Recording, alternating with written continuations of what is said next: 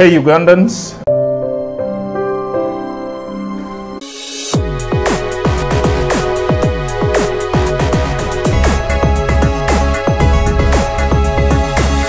The Alternative Dig Talk. Real issues, real talk.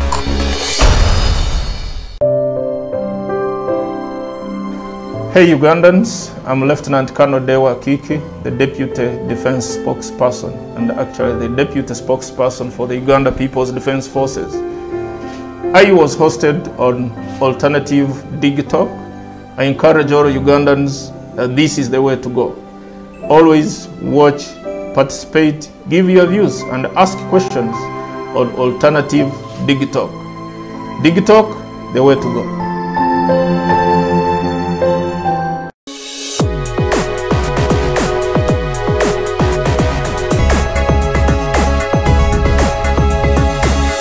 The Alternative Dig Talk. Real issues, real talk.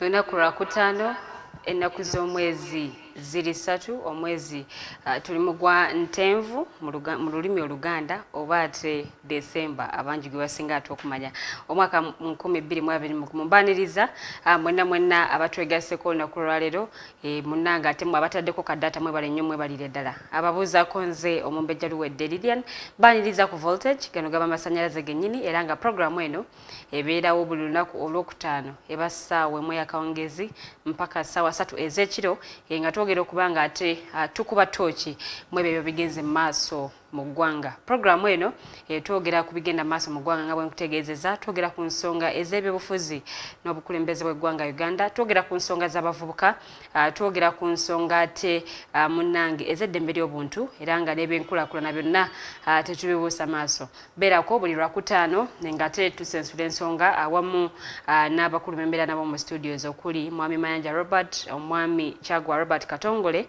awamu n'Omwami Kasule Ismail era nga ate munnange ensonga zino abo tugenda maaso n'okubanga tuzogerako munnange gwe ate nabakubanga otwegatako osobola okubanga ate otufuna ku mukutu gwa Facebook The Alternative Uganda gwe mukutu gwe osobola okubanga ate otufunira kutubeera live era nga gwe akuti remote yo otambuza wano na wali munnange tojja kusobola kubanga ate otufuna ku Facebook nga bwe kutegeezeza kwetulinya The Alternative Uganda genda yotekeyo ekibuuzo kyo nja kubanga ate nkisoma munnange abakulu abali mu studios baberenga bakuddamu ku YouTube kwe tulinyo The Alternative Uganda ate nga ku Instagram tuli The Alternative Uganda so nga ate ku Twitter osobola okubanga otufuna ku The Alternative Uganda gyemikutu kyosobola okubanga ate otufunirako naawe nobeera kitundu ku program ebeera ate eriyo n'olwaleero tugenda kubanga ate twogera ku nsonga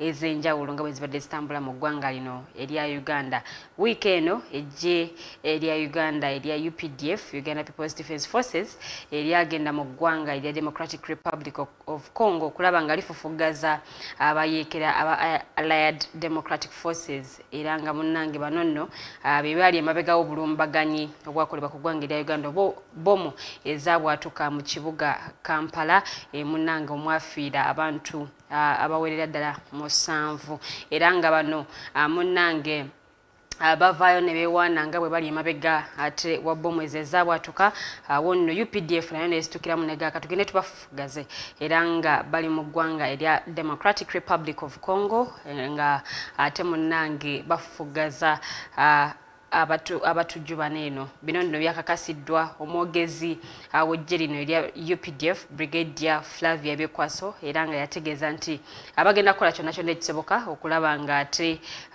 aba ADF bano ate balinyibwa ku nfeete yemu ku nsonga gye tugenda okuba nga ate tutunuulira era nga ne Parliament yategeezezza nti munnange yabadde yeetaaga okwebuuzibwako ng'okusalawo kuno tekunnaba kubanga kukolebwa oba UPDF okubanga egenda mu ggwanga erya Democratic Republic of Congo Congo tekunaba kubeerawo Parliament yo yategeezezza nti nayo yabadde yeetaaga okubanga ate etegeezebwa ku nsonga eno nabo bakola okusalawo kw'enjawulo era nga mu bwano mulimu abagambye nti oba oliawo eggye lyaffe lyalibadde terigenda mu ggwanga lino kulwanyisa abayeekera bano aba ADF ate ng'abalala bagamba nti kyabadde kituufu nnyo okusobola okulaba nti eggwanga libeera mirembe era n'okufufuggaza ate akabinja kano munnange okulaba nga bakamalirawo ddala byebimu ku bitugenda okuba nga ate tutunuulira era n'ensonga oba oliawo gye tugenda okuba nga twogerako katono nnyo y'ensonga y'okugulwawo mukulembeze w'eggwanga kwe yali ategeezezza nti bwe tunaaba nga tugemye ennamba y'abantu gye yategeeza obukadde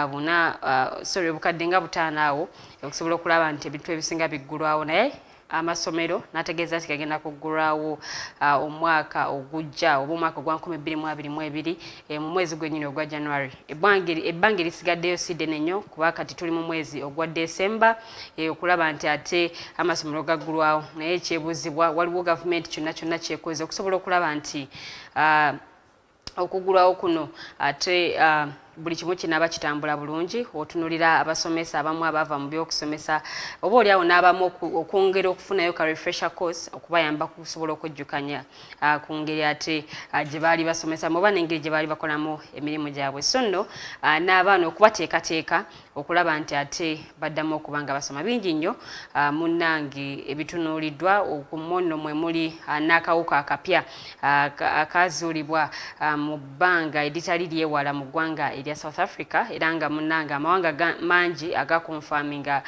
cases ez'akawuka kano naye ng'ate eggwanga erya Uganda terinaba kubanga ate likonfamingayo case yonna okusinziira ku Dr. Jane Ruth Acheng minisita w'ebyobulamu nga bwe yategeeza nti tunaba kubanga tufunayo case yonna y'obulwadde buno naye nga munnange akawuka kano ate keeraliikiriza amawanga ag'enjawulo ekyebuuzibwa nti ebintu nga akawuka ako bwe kanaaba kazze mu Uganda yo Uganda kagenda gireka etya kubanga tubadde twakaddamu okweddabulula mpola otunuulira mu byenfuna naye ate kana akawuka bwe kanaaba nga katuuse mu ggwanga erya Uganda apaffe okuggulwawo kuno kunaaba kukyasobose oba ate nako kujja kuba kujulidde nga byakulindirira munnange alina ekibuuzo oba kyoteesa kyonna agenda butereevu ku Facebook page yaffe The Alternative Uganda kiteekeyo ate nja kubanga nkisoma n'abakulu bajja kubanga ate bakuddamu kansooke mbanirize abasooke batulamuseeko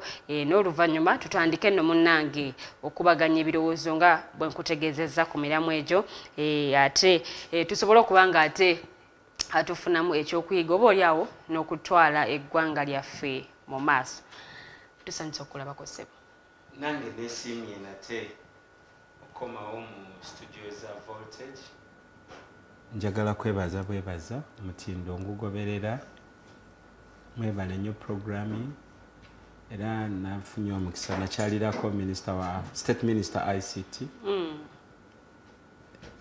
emboozi eri ku innovation zemukoze mu social media era nsaba onzikirize bwe tuva ku sheno njogereko ne programs manager tetwabisoma nnyo tubeeko kye tukkaanyaako so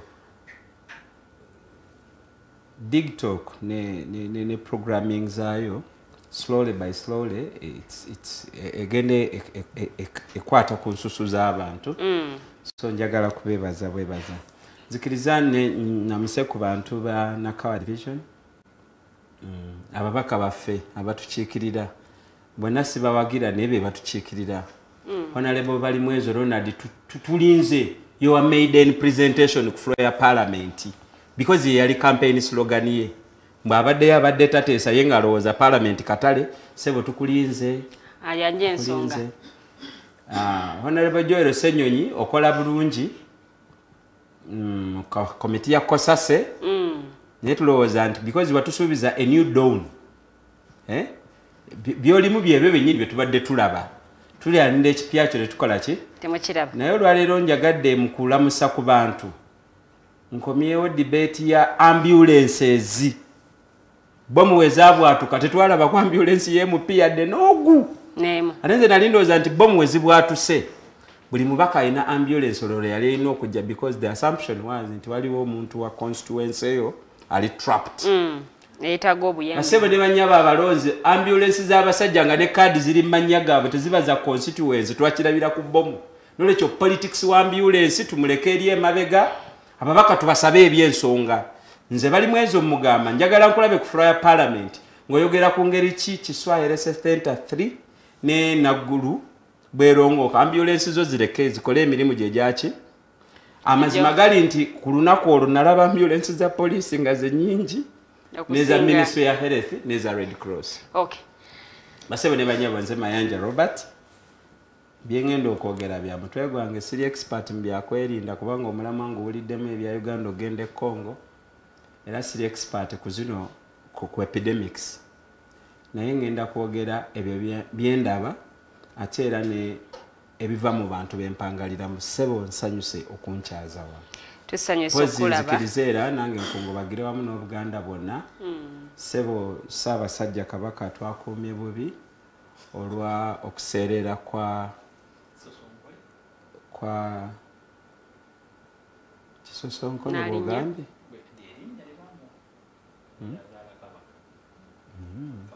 eyo linnya lyefe Abaganda tetuyita linnya lye twogera kitiibwa kye tebamuyita Naalinnya bamuyita batya gwe mumbejja mu house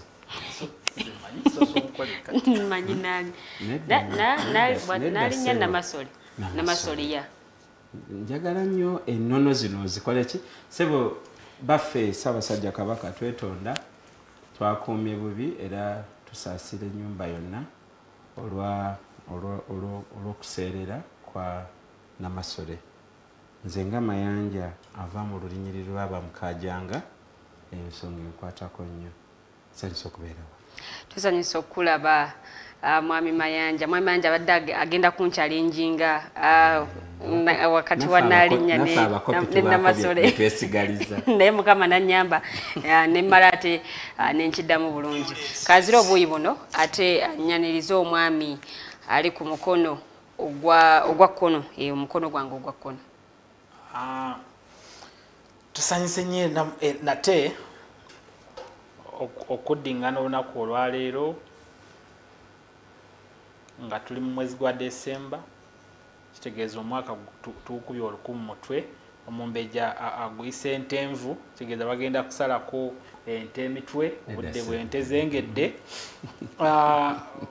mu direct translation bwekiro kyalibadde omuntu yenna atategeera atamanyi Luganda nsubira omubuulira anogamba omwezi ogw'ente okuba nti zengedde bagenda isala yes so bannayuganda mwenna abali mu ggwanga Uganda n'ebweru bw'eggwanga tubeebaza okuba nti musobola okuteekako data wammwe ne tubeera ffenna muono data ow'obuseere ne tuba nga tusobola okubaganya ebirowoozo ku ggwanga lyaffe lye twagala ennyo ekikulu nti buli kimu kye tukola tulina okusooka okulembeza Uganda first nga bw'obeera n'omusaayi n'ogamba nti omusaayi gwaffe ffenna gwa red suubira nti waliwo alina omusaayi gwa blue mu ggwanga Uganda ffenna tulina omusaayi gwa red so tulina osooka okulembeza brotherhood tumanye nti Uganda yeesooka nja kwebaza mwenna abakulira programu yaffe eno kuba nti buli kaseera muteerawo emiramwa egikwata ku bannayuganda directly mu busomyo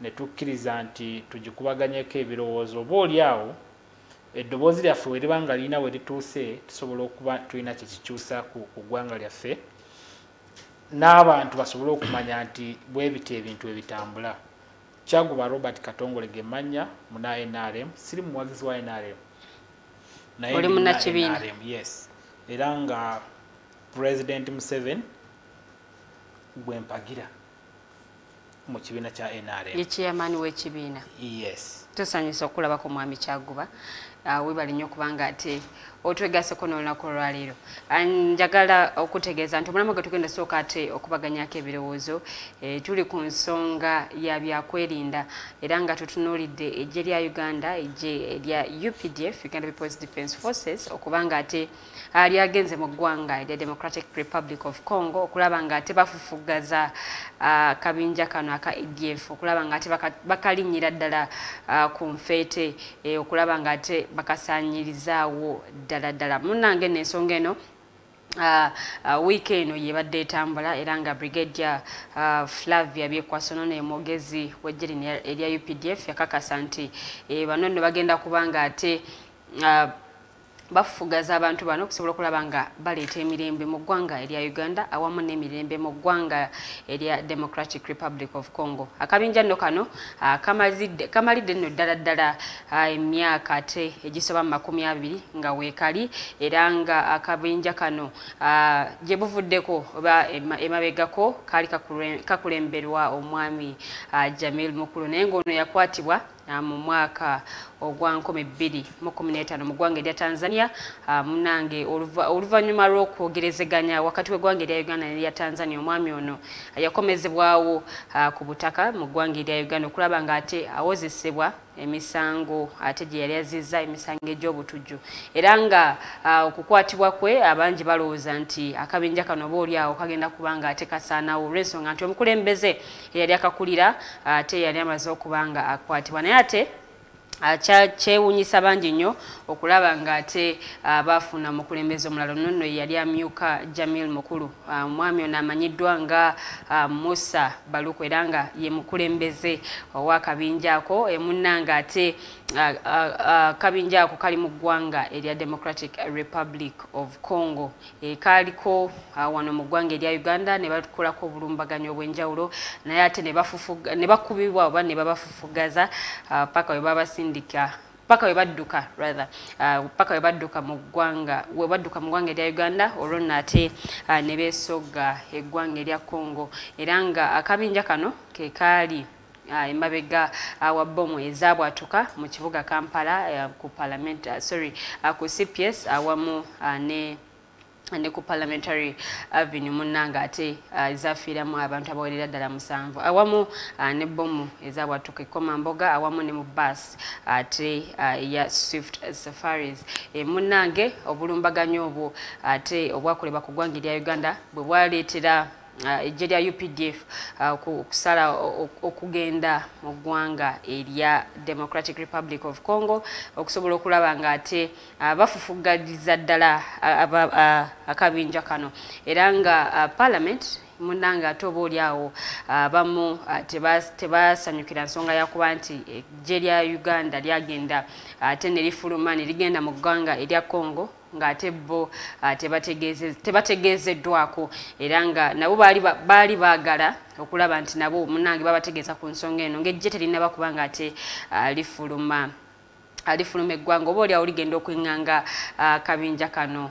aka ADF era nga twebuuza yo Parliament mu nsonga zino ez'ebyokwerinda yo terinamu oba mukono oba terinamu nsonga yonna gyeyinza kwogerako kubanga bw'otunuulira mu ssemateeka Parliament mirimu gy'erina okuba nga ate ekola wamu ne ku nsonga yennyini egiri n'erya UPDF Parliament ate einamu enkizo y'amaanyi nnyo oba einamu obuyinza ku ngeri eggye lino gye lirina okuba nga ate likola emirimu gyalyo so byonna tugenda kuba nga ate tubitunuulira yemu ku nsonga gye tugenda okuba nga tutunuulira mu ssaawa yaffe eno esooka omwami Kasule Ismail agenda kuba nga ate atwegattako mu maaso awo mu ddakiika ntono nnyo agenda kubanga atwegattako ne kansooke ntandike ne mwami Kyaguba eggye lyaffe erya UPDF kubanga ligenda mu ggwanga erya Democratic Republic of Congo okyogerako ki nga tetunaba kufuna video ndala eggye lyaffe ogenda mu Congo muganda nga agambye nti ayina ensonga zatagenda kwogerako directly olw'okuba nti ebyokwerinda ayinza okuba nga abiyita bbali naye oba ng'oli mu ggwanga eryetaaga okubeera n'emirembe kyabadde kirungi oba ng'olwanyisa omulabe ng'omulabe teyasooka kwebuuzaako nti owaayo enzigye oba sijja n'otamuwa lukusa nti buno bwe budde osobola okujja notandika okutta abantu bange nsuubira oba oli awo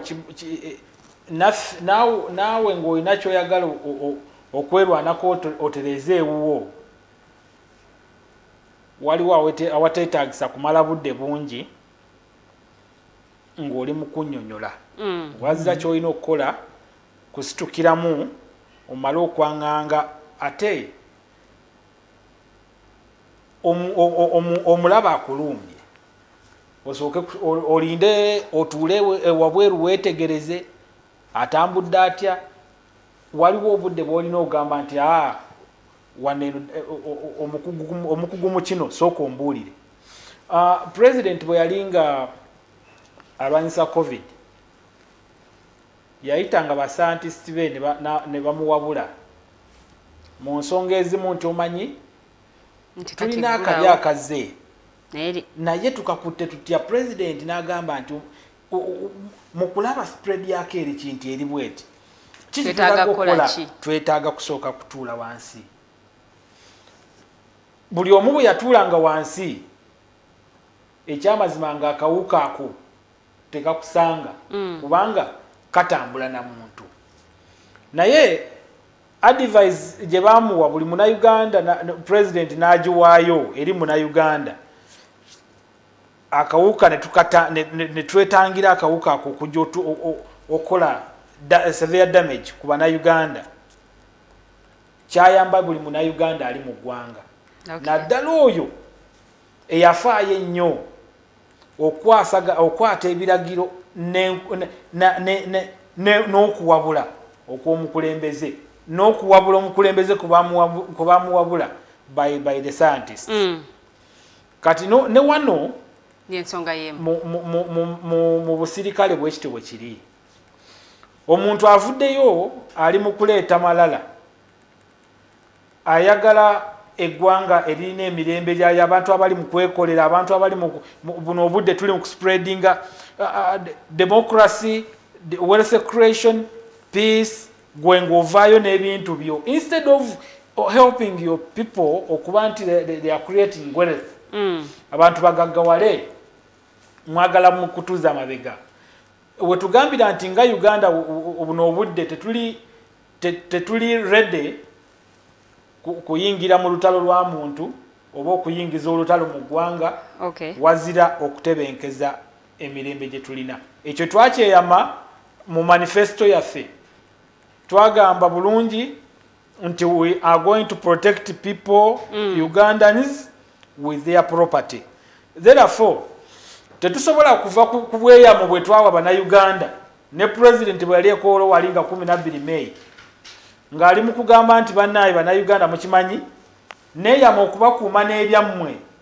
Therefore mubeere mugende mukole ebyobugagga byammwe nga muli sure nti bigenda kubeera protected era bigenda kubeera buli omu agenda kubeera sure n'ebyobugagga byakoze. So nze wengenda okugambira nti nze ndi mumativu abasirikale baffe abagenze e Congo era kyabadde kirungi sikirinaamu buzibu yadde unless nga waliwo ekibuuzo ekirala naye abasirikale baffe okugenda e Congo sikirinaamu buzibu. Yes, era bagenze ekyabatutteyo kyekyo kye bali mukola. Tweyanziza mwami Kyaggwa. Mwami Mayanja nzize wo kati ejje lya Uganda oba ejje lya UPDF okugenda mu ggwanga erya Democratic Republic of Congo kyabadde kyetaagisa? Okusooka ku byonna Uganda temaze kubuuliriza na kukakasa obulumbaganyi obwogerwako obwakolebwa ku lunaku luli ddala bwali bulumbaganyi oba ADF oba ISIS. Nze njogera n'abasuubuzi njogera n'ababodaboda njogera abantu bakyalina okubuusabuusa. Lwaki? Nti ffenna tukimanyi nti abafuzi abatufuga ebyokwerinda babirinamu philosophy ezimbira ku butabanguko. Balina okukkiriza nti okozesa butabanguko okuleetawo obwenkanya. Zino operation zino magnitude eyinza effect eyinza okubanga yanjawulo ne magnitude yemu because bomu ezaavuga mu kibuga zatta abantu bameka polisi yategeeza 7 ne babeera 20 tebenkanankana abantu bafiira mukula ebyokwerinda byaffe byennyini we byakwata bannayuganda abalina omusaayi ng'ogwaffe babateeka mu wagoni ya train ne babakumako omuliro so bwe tuba twogera ku security tuleme kuddira kano akantu akatuteereddwawo tuleme okutunuulira ensonga lwaki temabegakaawo President Museveni yajja n'aga nti bino ebibinja n'obubondo bw'ojjamu omukulembeze bisikatalinga gavumenti ya Uganda emaze Jamiru Mukulu bbanga ki ate nga batukakasa nti Jamiru Mukulu yeki yensonga mu security language bagiyitanga kingpin era obanga wawulinanga intelligence kubanza omanyi bino lwaki mbyogera nkuze ne bakano ba major general ba lieutenant ne ba captain ate olugendo lwa security ya Uganda balutambudde wamu nabo akati bw'oba owuliriza ku communication yabo bakugamba nti eno operation ya ku harvesting a kingpin yali Jamini Mukulu now lero batuganti lero batuganti UPDF yagenze Congo yagenze lwaki wabubomu bubiri obwasa abantu 8 okigedde kakati naye abugaliwo yafiira mu basi awamu kale twongereko basa abantu 6 Uganda ina abantu 4.5 ntegerekeka bulungi natandikidde ku preamble egamba nti bannayuganda tebali contented tebali convicted nti one tulina obulumbi obwatukolebwako ku bantu abatali mu Uganda lwaki tulina intelligence system etuuka paka mu Kerezia nkutegera bulungi tufunye sente nyingi nnyo okuva mu parliamenti yaffe n'omulago mwogo sigukkiriziganya nagwo parliamenti yaffe mu security bani abayisa defense budget si parliament nati musonga nga zino nabo baba beetaga awo ngenda okujja therefore nze ninamu nange kati negase ku bannayuganda abalowooza nti this entire bomb thing was just a drama okujustifying operation naye munnayuganda alaba sheno olwaleero naye abantu bafa mwami Mayanja abantu 13 abantu bafa batono nnyo abasingamu obungi bafuna bisago era bawonye observe ina story ganti abawonye ate balebana na biru za ddwaliro government teriiwo kubakola ki but what am I trying to bring home is nti bobanga obaddeko cross nga oina ear to the ground ku security operations za Uganda waliwo obutabanguko obutuuse ku bannayuganda nga bwaffe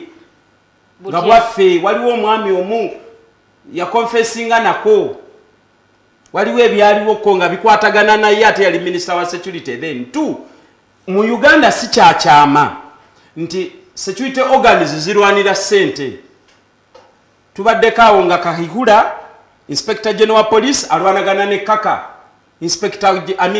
director general wa ISO it is a public secret ebitongole byokwerinda olwokuba nti the motivation is sente biba birwanira ki sente so kiki kyenjagadde okugusa gana amaloboozi gantumiddwa butumwa bannayuganda tebakkiriza kibozibozi kya bomu ekijustifying ogende Congo tulowooza nti twapapye lwaki investigations ku bomu zakatandika so naye ate bali bwe babanga bavuddeyo ne bewaana ne bagamba nti fetwadde emabega wa kino give me a break tulina account singa nnya president ayogera birala omwogezi wa polisi atugamba birala ICC etugamba birala but nze sagala kugenda mu ICC because it is an illusion to me it is an illusion tosobola kuddira gwanga nga Uganda ogamenti ogenda lifuula Islam state do you have a conflict between Islams and Christians in Uganda or secularists okigedde therefore ebya ICC tusooke tubiteeke wali ekyokubiri kino omukyala Lilian nkikugamba with authority nti tulina abakulembeze abasobola oteekawo akatuubagiro okufuna sente ntegerekese bulungi nagambye bino ebimu si birungi kwogera ku mpewo kuno naye ate tujja byogerako therefore the conclusion kwene emboozi But tuba twagala okufuna direction tusooka twebuuze, when was the last time we went to Congo? What was the agenda? What did we achieve alongside the agenda? And what were the consequences? Ngenda kubiddamu ebibuuzo ebyo. Twagende Congo kupasuwinga ADF. Ndoza ne Road Resistance Army, if I am not mistaken. Twagenda mawanga bili, twagenda Sudan ne Congo. ADF ne tugamba nti bases izo na tuzikubye, and the climax was the capturing of the kingpin Jamil Mukulu. That was the climax of the operations. Bichibe twajjayo alongside President Museveni yajjayo omuggo. Uganda bagivunaana ogw'okubba ebyobugagga bya Congo n'okulepinga abakyala by the UPDF ebyo gye biri mu likodi. Eyo nenda mwami Mayanja tugenda tuukayo. Kiwunzika bwe nti kakati bwe tubanga Jamiru Mukulu gwe twakwata ne bases ze twakuba ate nga amazima gali nti tuvanga Congo. Nze nina trade ties ne Congo, tetuvanga Congo. Tulina mu byobusuubuzi ne mu byokwerinda. Uganda is active in Congo. Soko simbe wakati mwami Mayanja. Nali agadde producer soka playing the ka video yako ka munanga ate soka tulabe ensonga tulide ne Brigadier Flavia Bekwaso yeche yayogedde ku nsonga eno nyini ya UPDF okubanga yagenze mu ggwanga erya Democratic Republic of Congo.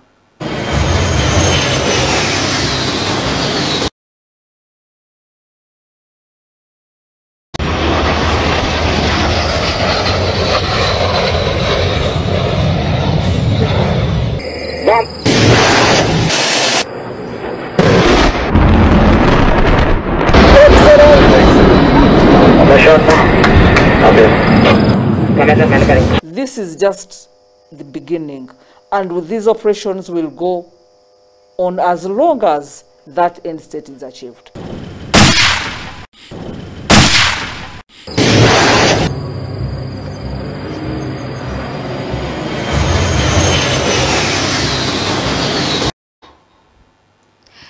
Akatambi akondoza ate mukalabye bulungi nnyo Uganda zizimu ku nnyonyi ennwanyi zeeyina ezaakozeseddwa mu kulaba nga ate bafufugaza ADF mu ggwanga erya Democratic Republic of Congo. Ate ne tuwulira ne Brigadier Flavia Bekwaso ate naye ng'ayogera ku nsonga eno ennyini ng'ategeeza nti kino kyakatandika butandisi kyetulabyeko oba kyetuwuliddeko kyakatandika butandisi bagenda kola butaweera nga ate ensonga eno okulaba nga bagituukira ddala kumfeete. Mwami Kasule atwegaseeko ngenda kusooka musabalamuseko kuba tulaba mu dakiika emu asooke ate naye atubuulire gye lya UPDF ogende Congo yabadde move entuufu esaanidde okubanga ate yabadde move entuufu eyakoleddwa oba ate twalisoose ne tukola okunoonyereza okumala kati tunaba kulumba bayeekera bana aba ADF. Mwami Kasule. Sanyuse nnyo nange okubasanga ate n'abatulaba bonna we muli balamusizza. Nsooka kwetonda olw'okujja kikeerezi bimu byebizibu bye tulina mu ggwanga lino. Mbwe eggwanga bwe liba teriri well planned weesanga mbu awantu we wanditambulidde eddakiika 2 otambulirawo essaawa nnamba. Oba lwakuba likulaakulanye ng'abantu bangi baguze emmotoka oba baguze entambula. Bwe kiba kitegeeza mu kukulaakulana abantu bongera okugumirirwa kubanga tulaba we tuli ebbeeyi y'amafuta yeeyongera. Kati ate jaamu ate muyitirivu ekitegeeza w'obadde okozesa emitwalo 3 okossawo emitwalo 6 ate nga n'embeera y'Abannayuganda ogiraba. So then okukulaakulana okwo kubaako ebuzibu bw'amaanyi nnyo. So njagala kwetonda ekyo kubanga si nkola yaffe. One of our core values in ANT it's time management. Naye leero biina bye binkwase bigutemu nga si bulungi. Beebaziza nnyo nzize nga nfollowinga program era ne bannange be tuli nabo mu studio mu ganda wange mukulu Kyakuba agambye si muwagizi memba naye n'abyonoona n'agamba ate awagira mwami Museveni ekitegeeza si memba w'ekibiina. Akkiririza mu chairman w'ekibiina. No kubanga olaba ekibiina ene tujja kugenda yeeyo naye badenja era bw'ajogedde mu mutima ekitambudde mangu ngamba mwami Kyakuba bwe nzija wano andage kaadi ye ya NRM. Then ate Mwami Mayanja ebintu nazanjula bulungi. Omulamwa gwe tuliko mukulu ogw'ebyokwerinda era n'amagye gaffe eggye lyaffe erya UPDF ogenda mu ggwanga lya eyo si ekadi ya NRM. This is something that you can print from anywhere. Tuddeyo ku mulamwa wa Mikasa. Zebagala ku kyalo bwerere tezifaanana bwe zityo. Okay. So naye ku mulamwa amagye gaffe gagenze twawulidde okujjako kati budde buno awali amaloboozi nga ga Brigadier Byekwaso Flavia agatandise okuvaayo nga gaggumiza mwe kituufu kubanga twawulidde kubanga amagye ga Uganda bagaba gafuluma eggwanga constitution ekirambika bulungi mbu gategeeza parliament ku lw'ensonga nyingi kubanga parliament ya appropriating sente zebagenda okusaasaanya ennyonyi ze batulagaawo parliament yekoze ki yegize sente ate n'abantu bano be batwala bannauganda ate they have to account. This is not Mr. Museveni's army olaba mutabani obani kubanga tulabye omutabani ng'ayogera bingi naye lino ejjesi lyabwe lijje lyaffe ly'abannayuganda so bannayuganda bateekeddwa okutegeera ejje lyabwe libalina we ligenda ku missioning eyo ate bwe bagamba mu mission gye bagendako ya making sure mbu eggwanga lyaffe literedde litebenkera mirembe naye balina kye basobola okukozesanga ogamba kubanga basobola okugamba baali bagala kukola surprise attack nga tebagala to make it public but at least they should have at least gone to a committee of parliament, maybe committee of defense internal affairs nebagitegeeza mbu now this is what we are going to do, there's an operation we are going to take place so that tetukifunanga surprise oba oli awadde bagala gitegeezaako oluvannyuma nga bamaze okulumba. No, you see manyi buli kimu kyonna otunulira wiiru bw'otunuulira ebigambo ebivudde mu parliament kubanga speaker yavuddeyo n'akola ruling n'agamba bajje bategeeze parliament ate ne baddamu ruling ya speaker ne bagibashing n'olaba government chief whip byazze ng'ayogera omwami Tayebwa so oyo yali chairman wa youth league mu FDC so byazze ng'ayogera kati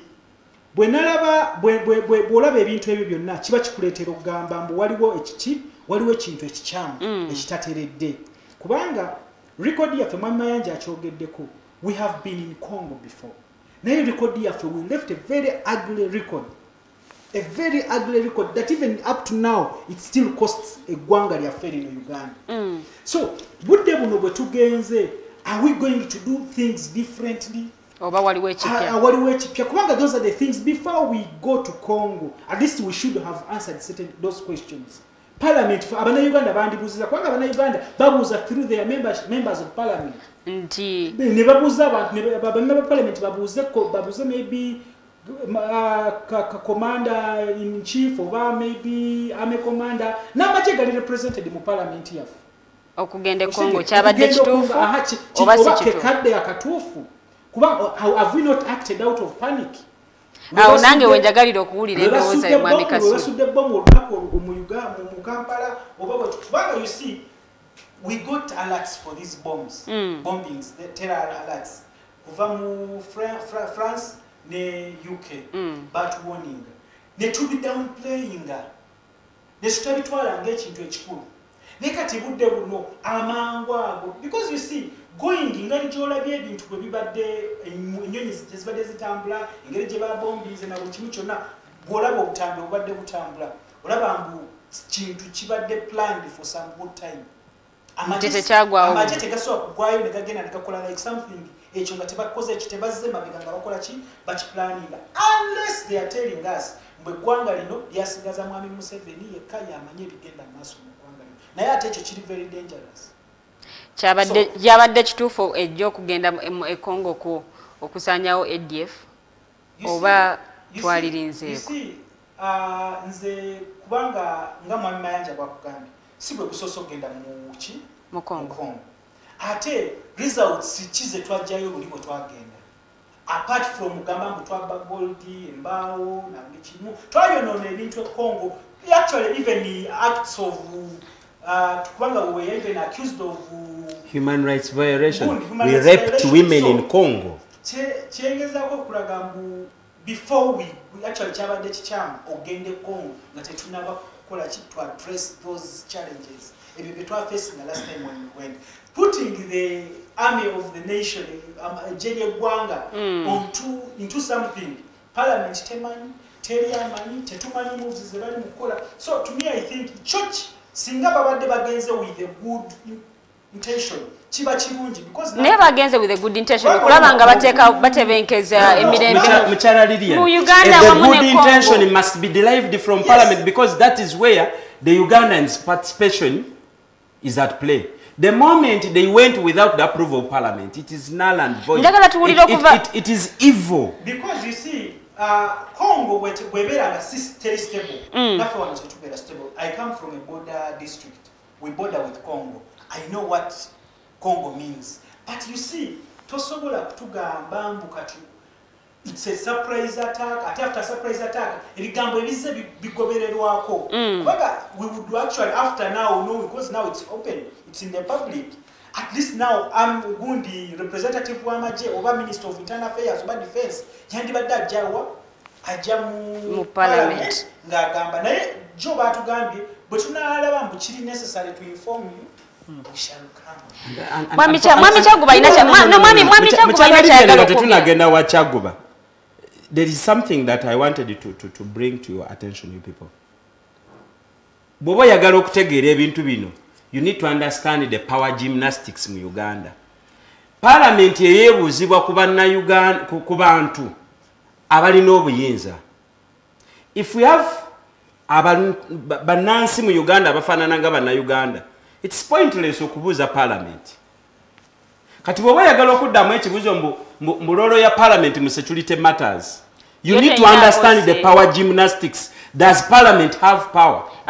Because waliwo ebintu bibiri, waliwo ke scenarios bibiri zenjagala agobera Shena atunulye. One, Minister of Education bagenda kugulawo omwaka ogujja alina okujja mu parliament a briefing e parliament ku plans za ministry. Abagamba munsange kololo wansi w'omuti. Ate musooke kwekebeza. Ate mujenga this symbolism, it shows the powerlessness of the parliament. It shows the uselessness of peasants mukufugibwa kwabwe. Therefore, babango education asobola gamba parliament wemba minabe mumbuza munsange wansi w'omuti. What about Minister of Defense? So, parliament is useless in this matter simply because it is a barking dog that can't bite. It is a house of powerless people. Mwami Mayanja soko kwatirire mukawo katono nnyo. Katono ngamaliriza. Nga bwe tuba twagala okugamba mbu tulwanyisa obutujju. Kabubere Congo, kabubere in any other border country. Tulina okuteekamu bannayuganda ekitiibwa. The democratic equation Uganda is a democratic country because we vote. But democracy means that buli kyonna ky'obogenda okukola when you have power, you include abakuwa obuyinza. So I want to ask Kyaguba nga bogende uwe. At this point in juncture, ababadde batemulwa ababadde bannayuganda, was it a consent of Ugandans okulagira amagye gaabwe bagende Congo at what cost? Okay, Mwami Kyaguba tuzzewo kati saawa zino ndozo sokoddemu ekibuuzo kya Mwami Mayanja then nange nkuwe ekibuuzo. One, was it a consent of Ugandans amagye ogenda Congo?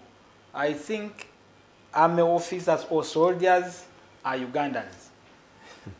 So the consent was between. So are those who attacked us in bombs? You told us that they were Ugandans. Yes. Kati tuyambe kofa abatabitegeera abalimi balumonde abatukubye bombu babadde banna Uganda. So the consent n'abagenza okufufugaza abatulumi n'abadde banna Uganda. But where is the consent of me, you and Mr. Kasule? Okay. Abatabitegeera. Fine. One, as I said, the consent was made between Ugandans who are soldiers ne bakkiriza okugenda okulwanyisa abali mu kutta baganda baabwe.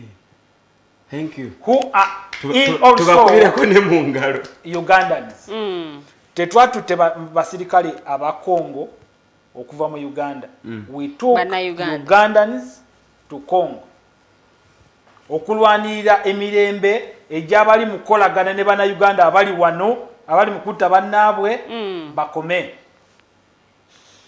So, Kyaguba, what if we gave capacity to Congo to solve its own problem? That's what we are doing. Are you sure? Yes. Is that what the spokesperson of UPDF chatugambye? We are boosting them. No. Mwami, Omanyi? njagala tuwuliziganye. Mwami Mayanja. Chaguba, when we had problems with Tanzania, I know. When we had problems with Tanzania yakulembera nga bannayuganda bali mu mugongo. Mwami Mayanja, mbadde saboleke mwami Chaguba we submission. Soko muwulirize asooka we submission. Bongamba mbu bannayuganda abali mu UPDF be basaliddewo. UPDF erimu bannayuganda bameka. Mwami Chaguba agenda maaso n'ensonga. Mwami Mayanja soko okwatiremu mwami Chaguba asooka we submission ye. Then tugende maaso. It is a discussion, not an argument. It is not an argument. It's not a discussion because it is life at stake. Two, I gave you people time. Nemogere bitali bitufu. Me I was noting. I guess you also have pens and papers. You can jot down something. Tugende maaso mwami Chaguba. And it pleasant you. I think that is okay. Now, Abannayuganda abali mu kufa mu ggwanga because of the unnecessary evils. Abali attached to those people, the hooligans abali ebweru. But tebannabo wane Uganda, that's what we are fighting for. Okay. Muganda wange, kansooke nkubuulire ekintu kimu. Buli eggwanga bw'olirabanga waliwo ekize ekiri mu kumalawo eggwanga lyo, you have to fight for that. Kiveewo. President Museveni bwe bagenda mu nsiko ne balwana, bwe bamala okulwana ne bavaayo mu 1986, we never stopped the fight because waliwo olutalo lwa Lisilakwena, waliwo olutalo lwa Okoni, waliwo olutalo Andrew Kayira, Lutakome, very many of them, to mention but a few. Woba otegedde nti ezo zonna zaaliwo, we never crossed our hands. We went back to the fights. Netubagamba, please, we want to secure this country ebere a total peace. Kati oli wagamba nti bakwata Jamiru Mukulu, tulowooza emirembe we bakwata omukulu baluku taliyo. You cannot work singly. Olina okubeera akuddirira n'omulala. So bwe bateekawo akabinja kaabwe olw'okuba Jamiru bamukwata, Olina naye n'agamba no, I was still getting the commands from my boss, so I have them. Nsobola okujja netuyamba okutwala olutalo mu maaso. N'agenda n'acoordinatinga ne ICC ne bajja kati agambye nti ani ayagala okuleeta obusiraamu mu ggwanga. We are not offending the Muslim community, but we have Muslims in Uganda. Therefore, oli wagamba ndi ayagala okutwala obusiraamu, that's what tetuli mu kwogera ku ekyo. We are not talking about that. N'abasiraamu tebakkiriza mu kutta bannaabwe, but the element eyelimbise mu kutta bannaabwe musiraamu. That's why for us tugamba nti what they are doing is not right. Bali mu kuswaza eddiini. Now, coming back to the point, the president has powers ezitwala abasirikale okugenda okulwana without the approval of parliament. You go and look into the UPDF Act. Omanyimu abantu you are dwelling on what does the constitution say? But what does the constitution say on army? What does the UPDF Act say? What does police say? Tell us what it says. One, bakugamba olina okusobola okugenda okulwana. President asobola okusindika amagye. Deployment of troops outside Uganda. The president may deploy troops outside Uganda for purposes of two things. One, peacekeeping. Two, peace enforcement. Now, for the approval of parliament, you need to be into the cartel mugenda for peacekeeping nga twatwala abasirikale Somalia. Betwatwala abasirikale Eritrea. That's peacekeeping. Now, wano watugenze Congo, omulabe ayingire Uganda. Omulabe abali mu kuyingira Uganda. Ali mu kutta abantu. Muli mu kubasindikiriza mugenze. Muli mu kubatwala not until we mumala okukapturinga. Wovai no gamba kati minister but let me read for you. Manyika timu ebintu ebimu tembyagala kutegeera. Osoma mu constitution over UPDF Act. Yes. Okay. Constitution. No, the constitution is there. Deployment for purpose of peacekeeping shall be done with approval of Parliament. That's what I said. 2, where the president deploys troops under this section, when the Parliament is on recess, the Speaker shall summon the Parliament to come. Kati wuli ache kugamba.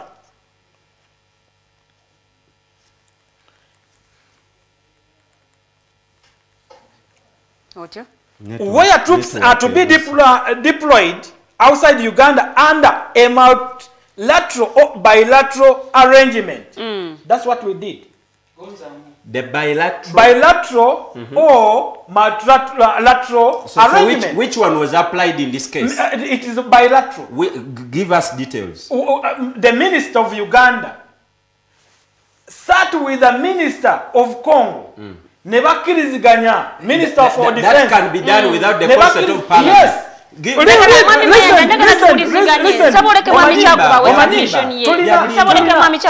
Listen. I did not write it. It's here. Twina moderator. Deployed outside Uganda under a multilateral or bilateral arrangement with other countries, the minister shall enter into an arrangement or an agreement in this section referred to as status of forces agreement with the host country. What does the minister say? We shall come and brief you. By the way, our parliament of this country, they are only briefed. Baba wa briefed ne bagamba nti mukimanyi tugenda kola kino oba twagenze kola kino. Parliament teyina semu nsonga za security. No, they are only briefed.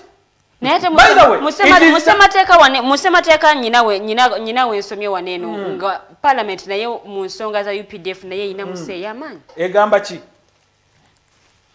Then the Parliament shall be notified when the army is being taken outside, when the troops are sent outside. But I said, you shall notify them for the approval if it is peacekeeping, like how we did in Somalia.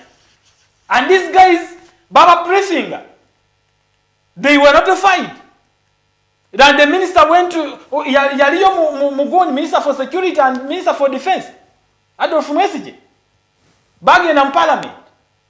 Now for this case, omulaba ali ku mulyango gwa konkona oline jambia mu nyumba nayo gamba omulaba yingira onteme jambia nogano kwate jambia yogenda okutema omulaba kubanga omulaba ali mu kuyingira oli musanyu kokubangalo. Please, we love Uganda. We love our Ugandans. You must respect the sovereignty of this country. Temusobola kubeera obubezi mbolo kubanga mwemuli mukuteekamu omutima gwa mugwa opposition. We are not going to be opposing each and everything. This is a simple thing which you must understand. Bakugambye eggwanga lyo lirumbiddwa omuntu naye okwetaasa you can do this. Gwe ng'ogamba mugende mu Parliament for approval. What are we looking for? Approval of Parliament. And who are these ones going to approve? The one who's of senior 6, the one who's of senior 4, the one who's to approve. Beba baka abachikirira bana Uganda. Parliament is Parliament. Whether it is full of ducks or pigs, it's Parliament. Okay, nsaba tuliziganye Mwami Kasule, Mwami Chagwa, we are not going to proceed like that. Please. It is Parliament and you have to respect it as Parliament.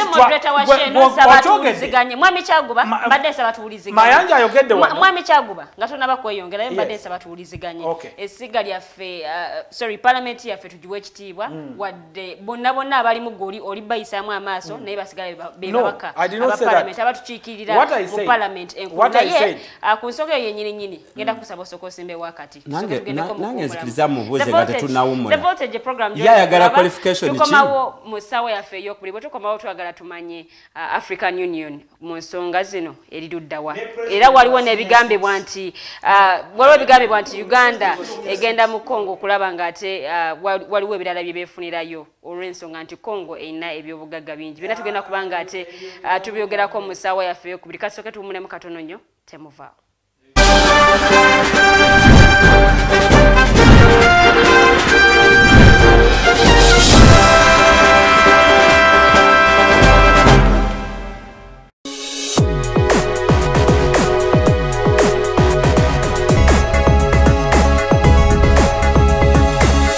The Alternative Dig Talk. Real issues, real talk.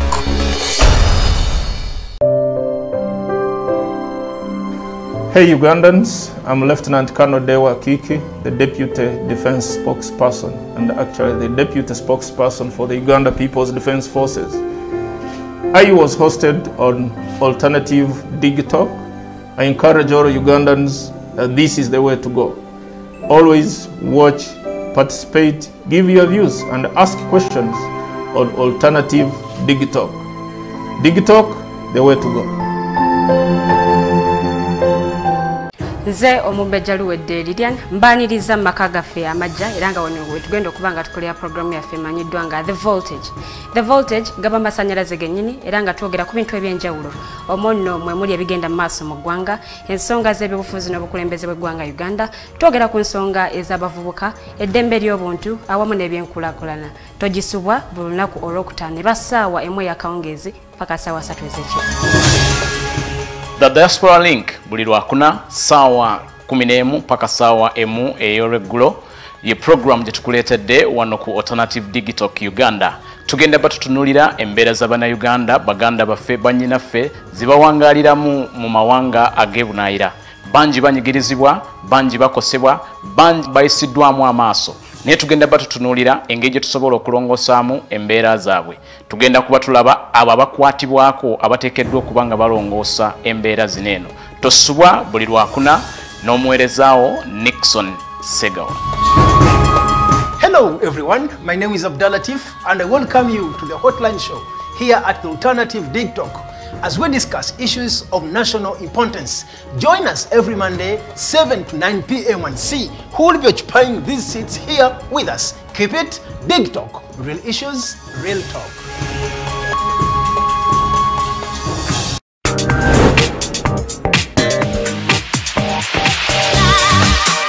Jembadde itaita nsanza abasajja nga bagamba lwaki bala batukuula Farida lwaki mukuula abasajja omusajja baba tebamukudde asanyuka busanyu sinakuwa ssente kati bw'alaba nga tafunye kyayagala n'alowooza mbu wamukudde aba yazikuwadde oba tewamukudde. Okay, Lydian, lwaki mwagala abasajja abakulu? Nabo batwagala naye fetwagala lwakuba nti batutegekera future. Okay, tutegekera future wakise. For more insightful topics, yes, keep it the Alternative Dig Talk, real issues, real talk. Remember, Snap Talk airs every Saturday right from 6 to 7 with your girl Teddy Tenjo, but I never come alone. I come with the two beautiful girls.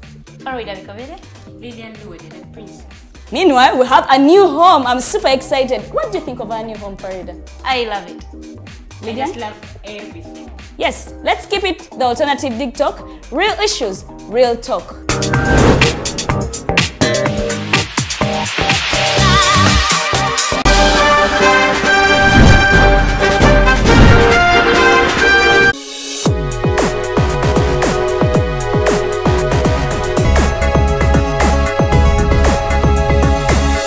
The Alternative Dig Talk. Real issues, real talk.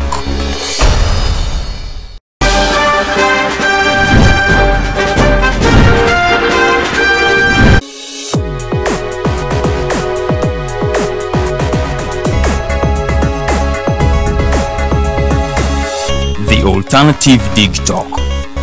Real issues, real talk.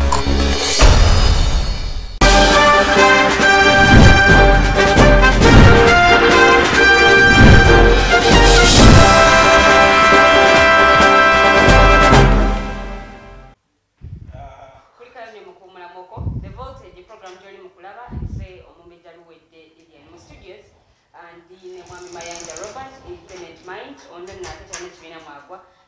omuwagizi wa Forum for Democratic Change omwami Kasule Ismail ono nate ye ANC coordinator Nyoro region awamu n'omwami Chagwa Robert Katongole ono nava mu kibiina ekya NRM bwetugenda maaso n'okubanga ate tukayagaya mu nsonga nga bweziwulidde bwetugenda mukuumulamu mu musawa yaffe esoose tutunuulira ensonga ate ya ejeria UPDF okubanga yagenze mu ggwanga erya Democratic Republic of Congo okusobola okulaba nga tebafu kabinja ka ADF akabadde kefudde ebbereje ate nga kakola obulumbaganyi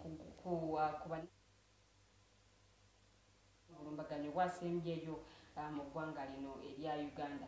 Tukyagenda maaso n'okubanga tutogera ku nsonga zino agenda butereevu ku Facebook page yaffe The Alternative Uganda obeere nga ate oteekayo comment yongenda kubanga ate ngisoma nga tutunaba kunzika show yaffe ey'olwaleero osobola okubanga ate naawe bwobanga toyise mu comment osobola okubanga otukubirako obutereevu mu studios studio lines zaffe MTN eri 0789017145 0789017145 yenamba ate eya MTN eya Airtel eri 0751323110 0759132310 enamba ate eya Airtel kuba mu studios butereevu obuze ekibuuzo abakulu bano bagenda kubanga bakuddamu bwetugendedde mu kuwummulamu mwami Kyaguba abadde ndowooza awunzisa submission ye naye njagala muweeyo eddakiika emu awumbewumbe then nzire ewa mwami Mayanja ate naye musoye ekibuuzo abeere nga ate naye akiddamu bulungi. Mwami Kyaguba nkomyeweewo mudakiika emu. Nfunyemu okunyulwa waliwo kansala waffe Nakawa abadde wa NRM avudde mu bulamu bw'ensi actually bamuyita Mwajuma Nakato avudde mu bulamu bw'ensi eno yes we Nakawa awo naye inna lillahi wa inna ilaihi raji'un mbadde mbulira bannayuganda abali wano mu ggwanga n'abali ebweru w'eggwanga abasobola okutwala ekifaananyi kya Uganda ne beeteeka mu bigere by'eggwanga Uganda we riri n'embeera gye tulimu. Twali tulabyeko America ng'egenda erumba Iraq ne bakwata n'omukulembeze wa Iraq ne bamutugumbula ne tulabako amawanga amalala gagamba naffe tubeegaseeko tulwanyise obutujju mu ggwanga. Ekyo bo Abamerika baba bakikola Baganda baffe tebateekawo resistance. Abangereza we baba bakikola oba Europe yonna webanga ekikola Baganda baffe tebateekawo resistance. Wazira gwe muna Africa era muna Uganda era muna East Africa era ng'oli patriotic ng'oyagala ensi yo owulira mulinga w'ogenda okulwanyisa omuntu ali mu kutirimbula Baganda bo mu nsi yo resistance w'ogisanga. Nzikiriziganya n'omuna Uganda yenna agamba nti Parliament erina okumanya kubanga Parliament ekikkira bannayuganda mmwe mwalonda ababaka aba Parliament abali mu Parliament. I agree with you nti erina okumanya, but I gave you two categories of things ezeetaaga okukolebwa wewaba kugenda kukuuma mirembe mu nsi endala.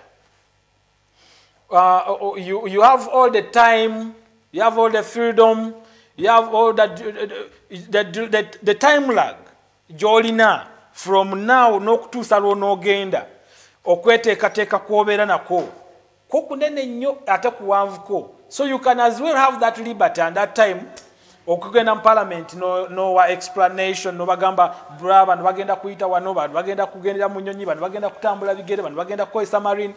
So you have all the time anyway to explain that. Naye kino something that has come as an emergency ku bannayuganda ekintu okuli okutta bannayuganda ekyeyonoonero ng'oli avudde eri olw'okuba ali mukolagana naawe otayagala bulamu bw'abanno bubeerewo naawe otayagala bulamu bw'abannayuganda otuwe oyagala tukuwe obudde. Muganda wange akyogeddeko nti getting something on surprise yatugambye nti mwaligenze mu sectoral committee of parliament ne mugibuulira. Yes, it is okay to go, but remember niwo muba mutuusa nkiiko z'okukyala eza security ku kyalo ewammwe n'ogamba mukimanyi baganda bange abantu abatugomya abaana ba gundi era olwaleero oteekewo ekiddo tokwata n'omu. Kitegeeza mummwe omubadde mu security meeting obwo obudde weesanga mulimu avuddemu n'agamba muganda mutabane wa Isma nti omanyi muganda wa omwana wo leero mugambe tafuluma waliwo ekigenda okuhapeninga kati kibadde baagala tukole. Please, Ugandans, you should bear with us and you must bear with the president. The president's decision yabadde emu kugamba nti I signed an agreement with Ugandans ne bagamba nti I'm going to keep them safely with their property, and that's what I need to do. Therefore, with his wisdom, yalabye ng'okugenda okujjawo ekyo before Uganda nga oli agambye bafudde 12. That is not minimal. Omuntu ni waba afudde omukati buno obudde ndi mukungu bagira kansala mukwano gwange w'enakawa yafudde. Omuntu yenna okufa, it's not a joke. So tokiteeka nga mumuzanyi nakubalaata nti bafudde 12 olw'okuba bakubyeko bubomu bubi. It's not ebbomu yonna weekubira. Emmotoka z'abantu zoonoonese, property z'abantu zigenze, amayumba gagenze, abantu bafudde ate oli mu kuteekamu okubalaata. For us, we need to sabotage abantu abali mukola kino. So, yes, so Ugandans, it's a plea. Mukirize ekiri mukolebwa bana Uganda, baganda bamwe abali e Congo. Mutukirize tumalirize mission eyokusecuringa your future in this country. Egwanga tuleme okuteekamu emiziziko ejabana Uganda okola esente ejabana Uganda okwekulaakulanya. We bring in projects ezibayamba okulaakulana. Zino entalo eziri mu kwagala okubatabangula ne babakubamu bomu ne bakutemako abantu ebijambiya ne babatta. That's what we are fighting. Kigenda kuggwawo. Mwami Mayanja, bw'otunuulira ejjera UPDF lina obukulembeze bwali. Kyabadde kyetaagisa okutegeeza ku parliament nga tebannaba kugenda eggwanga erya DRC. Eggwanga eriri democratic. If you break down the definition of democracy, eggwanga eriri democratic ekyabadde ekituufu kyokola zino zonna ensonga kyaguba zaali mu kulogootaniramu ziri peti. The gist of the matter was, if we are a democrat, the decision to attack, to defend, to go on a peace mission, it had to be done by parliament. That is where you and me, we are involved in our own governance. Bagenze kukuuma ffe naye nga tetumanyi. Lwe baasemba baaleepinga abakazi, babba buli kibbibwa ne tugenda mu kooti, tugenda kusasula. Ezimu ku sente ezikati ezitulebyalebya nzize wano bode badde ndeetera siringi 13 ensaba kanaana lwaki amafuta gaalinye. Ezimu ku sente ze basaba mu budget eddako managing our foreign debt. Kakati nze saagala nga tetunnatuukayo eyo kyaguba njagala mbuulize ebibuuzo bino. Bomu bwe zibwatuka enanga alanga nti tukutta abantu bangi nnyo. The last time I counted there were about 28 arrested as suspects. Eyasinga okubeera prominent ge baakwata ne bamuteeka ku mpingu baakonkona ewakaawe ne bazukusa mukyala we n'abaana be ne babakwata ne babateeka ku mpingu ne bamukuba amasasi. Are we together? We have not exhausted as Ugandans our questions about this type of nga ba suspects abali prominent tubakubya amasasi tubasse. Tusigaze kimu bibozibozi by'abakyaguba. These people came and attacked us. Now we have to go. Kacyaguba nkubuuza. One president yatugamba nti COVID is a war. Fena tukimanyi nti COVID ya originatinga China. Tulumba di China. No, tulumba di China. How many people did we lose in COVID? How many did we lose in these bombs? When is UPDF attacking China? No, bananga muleke kulowooza nti mwe kamwe mulina Uganda ku mutima naffe tuluma bano be mutta abaganda baffe bakoddomi baffe baneiba baffe tudesinze mayanja wa bulijjo so ekizibu kye tulina mu Uganda parliament tayali involvingidwa because we are bannayuganda tuganye okubeera ne appetite ku ngeri gye tufugibwamu ulino bwatuga nti president tumuyambeko kubanga America bwe yagenda Iraq ebungereza waliyo probe abangereza babuza prime minister waabwe watugamba ogenda Iraq kujayo weapons of mass destruction bitulage yabitulaga kite kyamutuukako. So don't take us for the ride. Nkuganyi nyo Robert lekera okupickinga bad examples oziguze bana Uganda abalaba shenu kudato wobusanga. There are better examples. Kenya yalumbibwa. How many people died in Kenya ku Westgate attack by the Al-Shabaab? So what happened? Tobi manyi njagala kumaliriza embozia njagala kumaliriza nga ngamba bwenti njagala kumaliriza nga ngamba bwenti. Madam Moderator, is that also my question? No. It is my submission. You can choose, you can answer it or you can leave it because I see you don't even have interest in discussing it together. For you, it is UPDF Yagenze we shall come and inform Parliament. I know the attitude is you people think wanga ngatuuliziganya waliwo mwami yagambye waliwo mwami yagambye bino temubiyite ebyabulijjo bye mubeeramu ebyobufuzi. How I wish Bannayuganda balowooza ku toni zeezo abantu abo ze bavayo ne bakola ki? Which other politics is political more than issue ya Bannayuganda okulumbibwa bomu? We have not tetunatuuka ku conclusion. Mbuuza abano ba suspect be lwakutte lwaki tetwaba tutte mu kooti ne tu facilitating a investigation kooti ne bako naye tugenzeewa kitegeeza nti bano abo twakutte twabasalidde omusango. They are guilty as charged. Era mu bimu ku bibonerezo tugenze kukuba gye tulowooza nti gye basibuka. Now, don't you think there is some iota of innocence to the people that we have attacked in Congo? Don't you think so? But what we are no abateze bomu nkugambye what other countries America okulumba Al-Qaeda after the November attacks. It worked on reports. Yalino genda ne sinkana oba House of Congress oba Senate. Ne ba consulting ogenda muki mu lutalo. Ono tayagala ebyo byogerako. Yalowooza nti President Bush bwe bamala omukuba mu November yagenda ku Camp David n'alagira amagye gakole ki gakola offensive. Sebo bwe babyali mu America nze nkoppanyo Bungereza si bwe kyali e Bungereza. House of Representatives yasooka kubeera convinced or confused okukkiriza Bungereza ogenda e Iraq okukkiriza amagye ga Bungereza okupataninga na America ogenda mu Batalibani. Ntegerekese. You did not even have the courtesy to inform the Committee of Parliament on Security.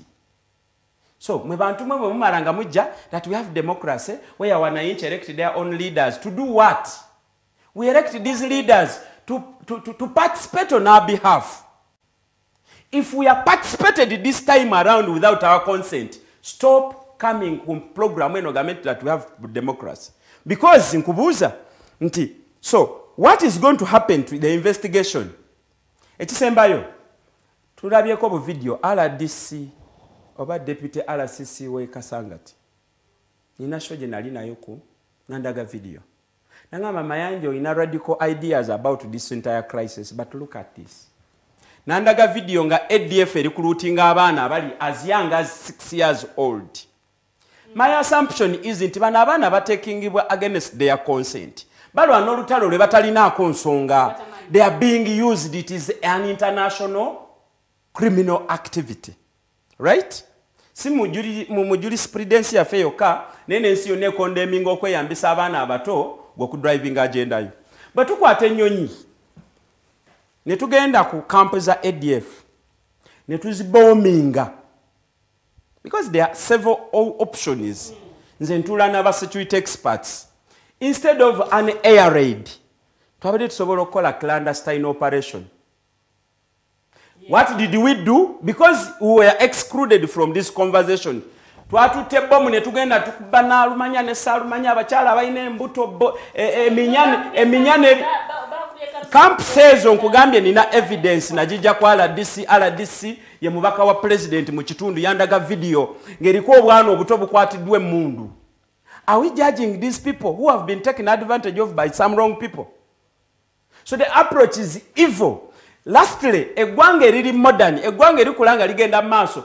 Abasirusiru tebatuluwinga kwegatta ku kirabu yaabwe. Now, ADF has succeeded luwing Uganda into terrorist activities. What we were supposed to do was to pursue individuals mu ADF to batwale mu ICC.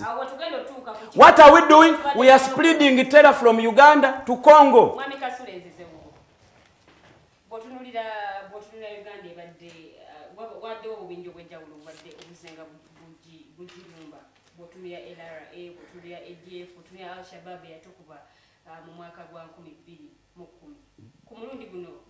UPDF banga yagenze mu gwanga ya DRC kusobola kwa banga ransa ADF munda Uganda atulentenda agament kati dala kitufu ndi safe sigenda kuddamu kubanga mpulira ku butujju bonna bonna because ADF kati yebadde SND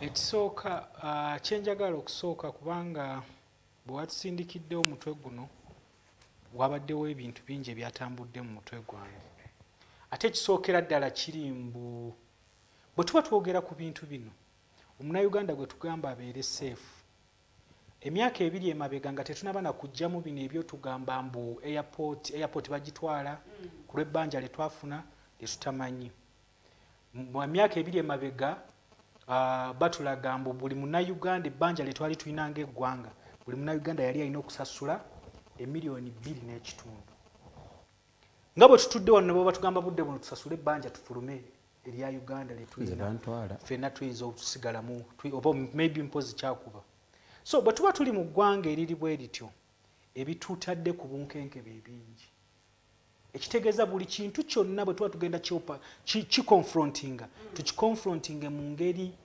ey'amagezi amangi nnyo nze nkugambye mu bigambo byange going to Congo and doing what they have done, maybe it is legitimate. Naye engeri gye bagenzeemu ate n'engeri gye twavaayo luli.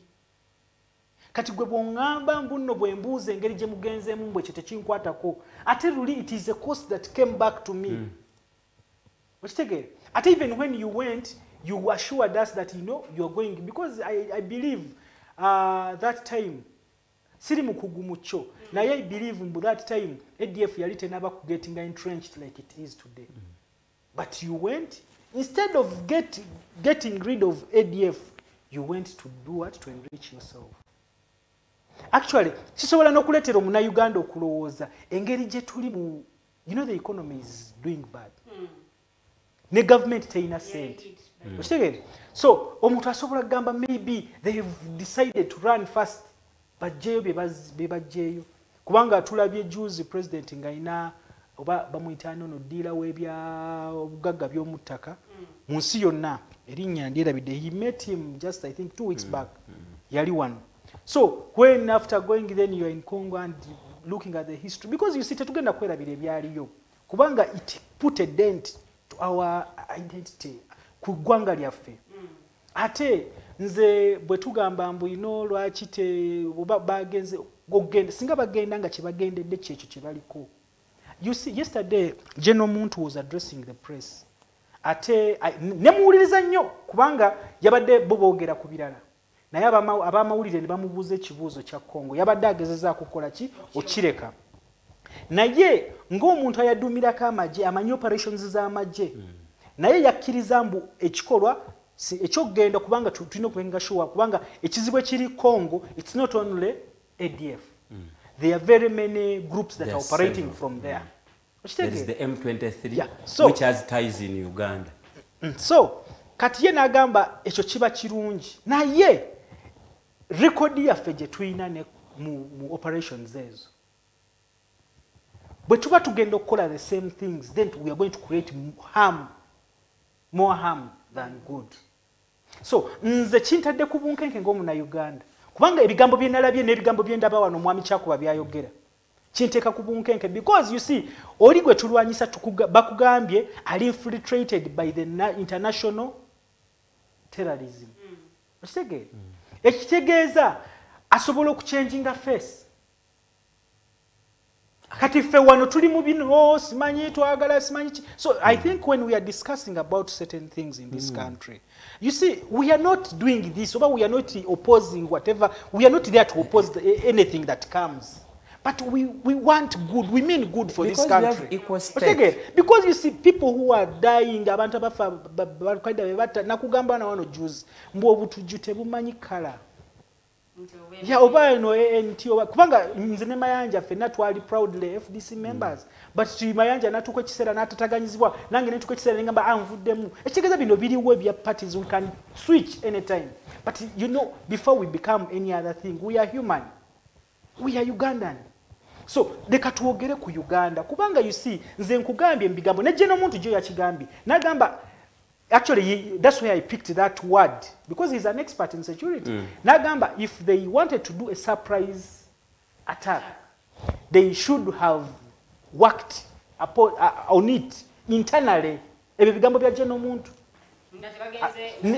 never chikolako. Not the entire parliament, yeah, not the entire parliament. A few individuals yes, in because parliament. you see, chitulagambo tebachikoze, because even the speaker contradicted. She contradicted herself because she had ruled, she made a ruling, calling upon the minister to come and explain. Leader of government business, Nadia Namu bashing. The speaker had to backtrack. It is what omuntu atula ku TV atali mu Uganda kiba kituwa kifaananyi ki bana Congo abali mu Congo bwe baba balaba this conflict home olowooza bakola ki kubanga you see if we want to defeat what is attacking Uganda from Congo, we must have, the Congolese must embrace it. Because you see, they are the people housing these people. Nkugambi, you can go to their camp because sigwe gusoso kubombing those camps, zebagamba, the so-called camps. And how sure are we that those are your ADF camps? Sigwe gusose, bagamba bazi bombingako, ba ADF bakute banji, kuva ku commander. Oshege? They go, they regroup, they actually botunulira kavya ADF tokkiriza nti ekubiddwa because it is progressive. So nze kyengamba before bino byonna bana Uganda balina okuba mu lutalo luno ne ba Congolese balina okuba mu lutalo luno. We should not give room for to see us nga Kyakuba bajja wano naji, because you see at the end of the day I've told you we are human, we are talking about humanity, we are talking about life. People's lives are going. Kubanga, you see, bagenda banabana, for how sure are we that we did not get any casualty in that? Because they haven't reported. Abana bafe. Because you see, omuna Uganda yena afa ne bwafira wa. It's pain to us. Agambia arumidwa kansala afude. No mujasa afa. But jet tumwebazi yasigala mu bibira bye Congo.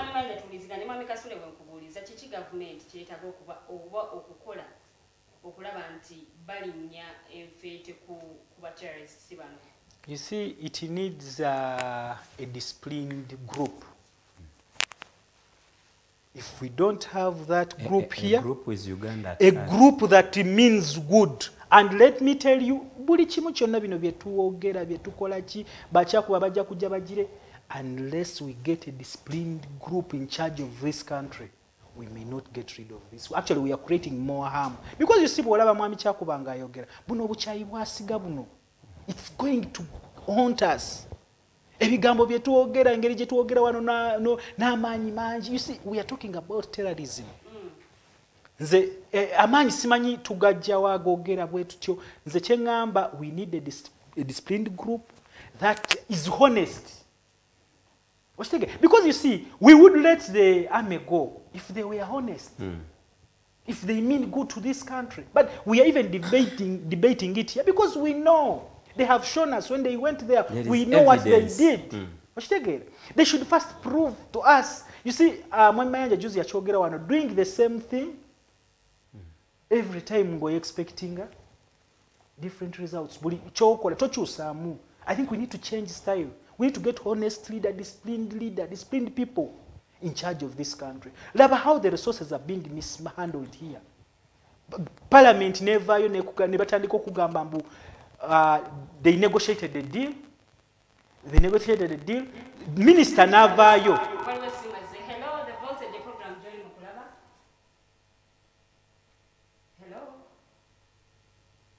Hello?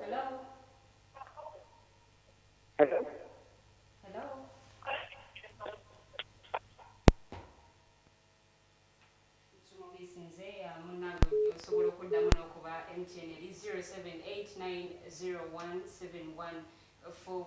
Over 0759132310. The numbers are studios osobola okubanga ate okubako butereevu n'obuze ekibuuzo abakulu ate ne bakuda mwami Kasuli.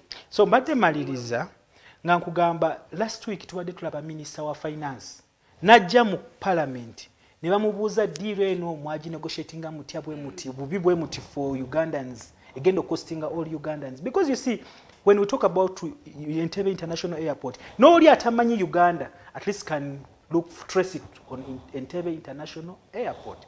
So nakugamba simanyi nange and he's still a minister. He's still a minister. Afanagana ne gobabuze bitanda. So we are asking ourselves, who is in charge of this country? Because you see, if things will go bad in Congo, and Mwami Museveni will tell them, these were not the orders I gave you, because we've seen him ask. Mwami Kyaguba, komyewo waliwo ebigambibwa nti Uganda nayo erina ebigendererwa byayo okwesogga eggwanga erya Democratic Republic of Congo. Era basinze kitunuuliza kuba nti eggwanga lino erya Congo liyina ebyobugagga obuliawo Uganda byeyagala okubanga ate nayo yenogerako.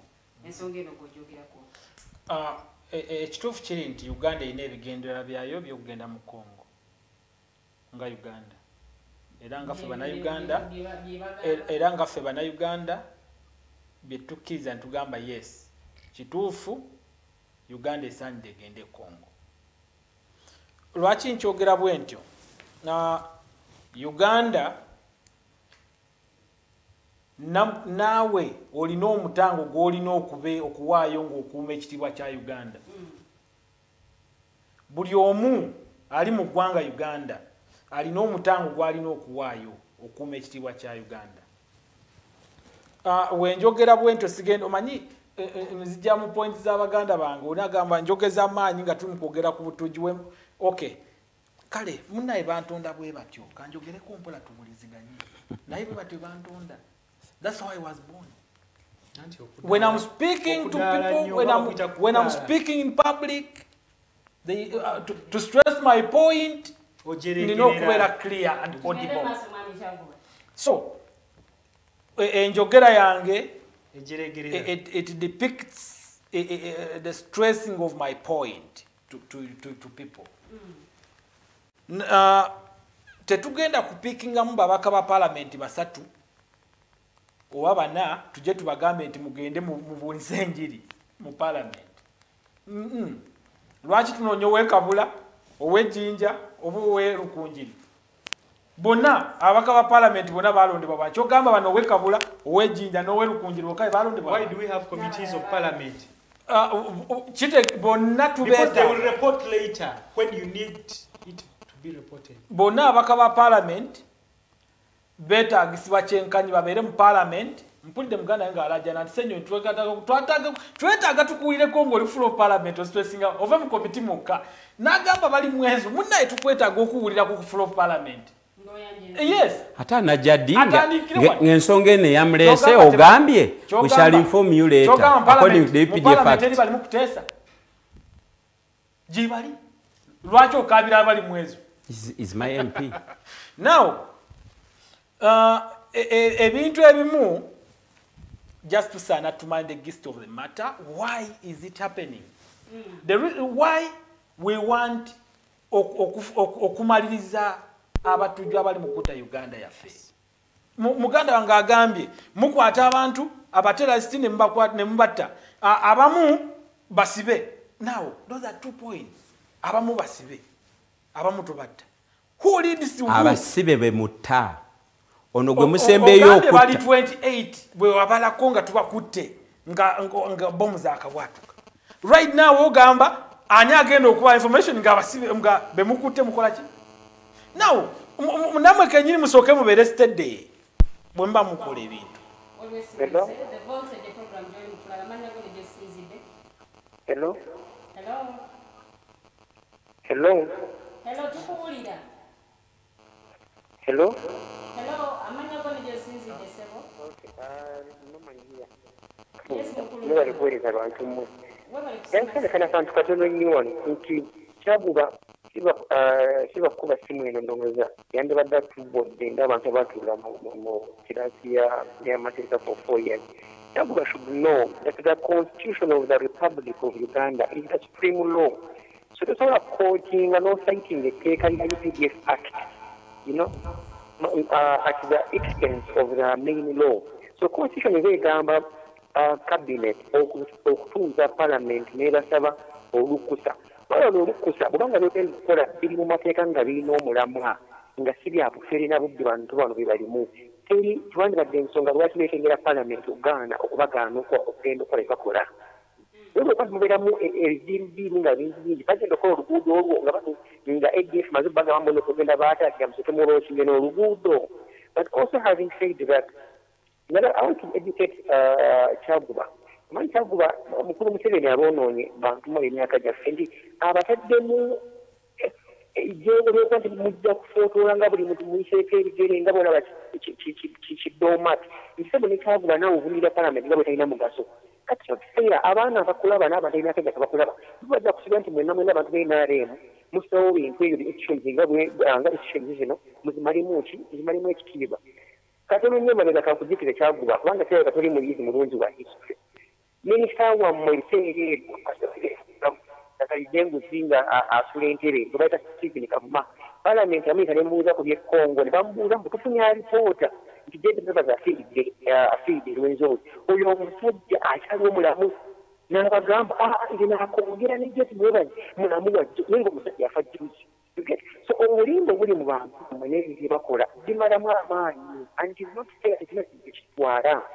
Finally, like 2 points to really enable me to be at the air. Kyaguba njagala nkutegeeze nti mukama wo is a warmonger. Njagala ombuulire ekyadi emwagire wali abalekera okugulika Kampala okutuuka ekyadi ziri kilomita 2,155. Njagala ombuulire abalekera baali ekyadi mutwala abaana bagende ekyadi abamugisagire kubanga mu maaso alina okukwawo okuba enjawulo. Mayanja ne Kasule bamanyi nti UPDF yatambuza ebigere okwekisanganya paka amubaza okubawula sente during the Kazini regime.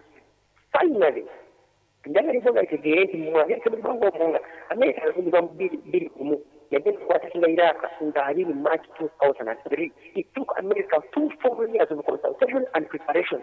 So you guys, you don't even take your mouth, you're just swinging around.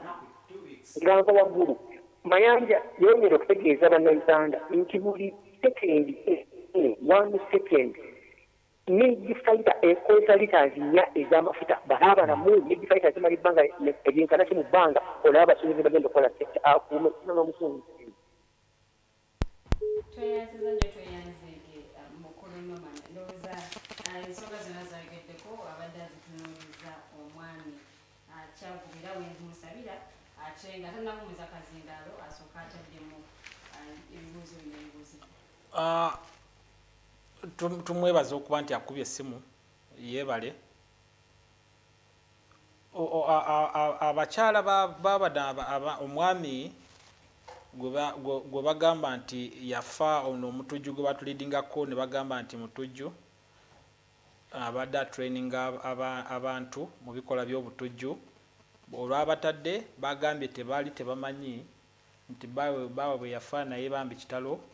Naye muganda wange ayogedde n'agamba bakonkona abaana n'omukyala muveeyo mujje mulabe nga bakuba omusajja amasasi. That's untrue.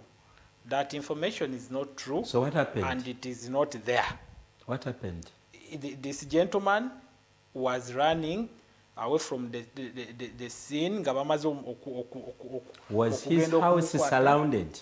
Yes. By the security operatives before the raid, before the arrest?